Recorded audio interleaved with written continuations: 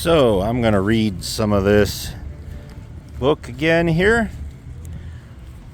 It's a little noisy around here because the restaurant is open for business, and that should be all right. From where we left off. By curious coincidence, none at all is exactly how much suspicion the ape descendant Arthur Dent had that one of his closest friends was not descended from an ape, but was in fact from a small planet somewhere in the vicinity of Beetlejuice, and not from Guildford as he usually claimed. Arthur Dent had never ever suspected this.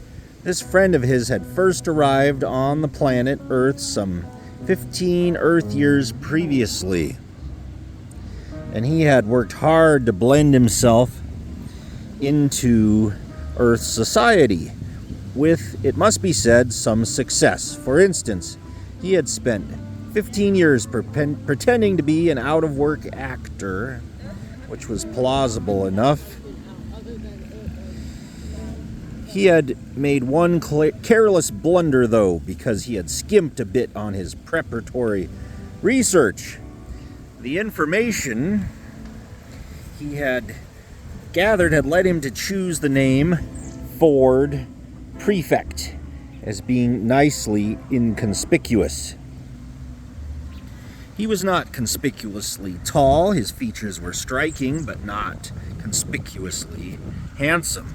His hair was wiry and gingerish and brushed backward from the temples. His skin seemed to be pulled backward from the nose.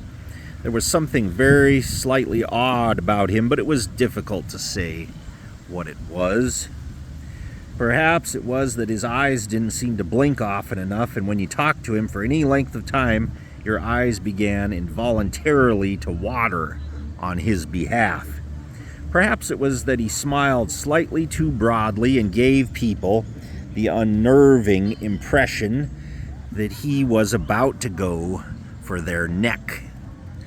He struck most of his friends he had made on Earth as an eccentric, but a harmless one, an unruly boozer with some oddish habits. For instance, he would often gate crash university parties, get badly drunk, and start making fun of any astrophysicists he could find until he got thrown out.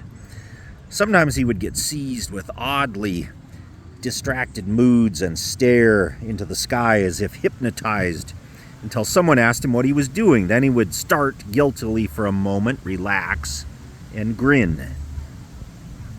"Oh, just looking for flying saucers," he would joke, and everyone would laugh and ask him what sort of flying saucers he was looking for.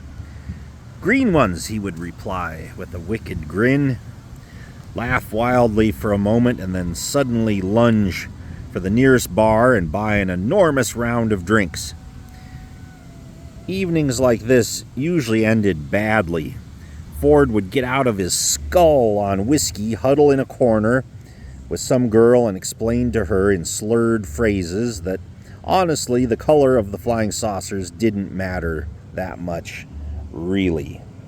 Thereafter, staggering semi-paralytic down the night streets, he would often ask passing policemen if they knew the way to Beetlejuice.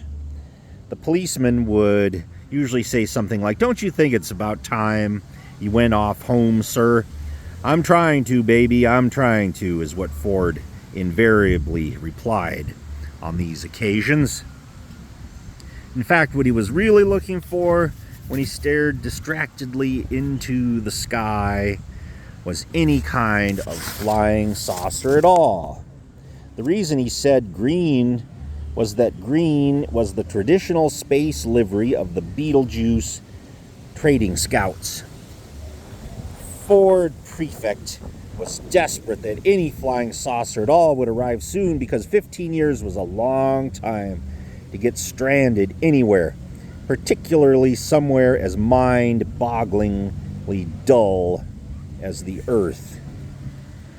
Ford wished that a flying saucer would arrive soon because he knew how to flag flying saucers down and get lifts from them.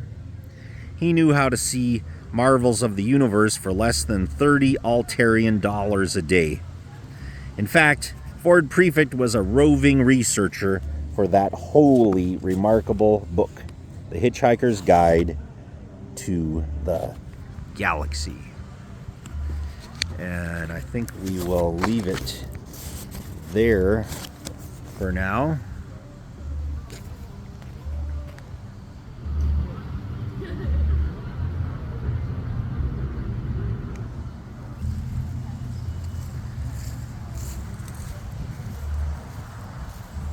Thanks for watching.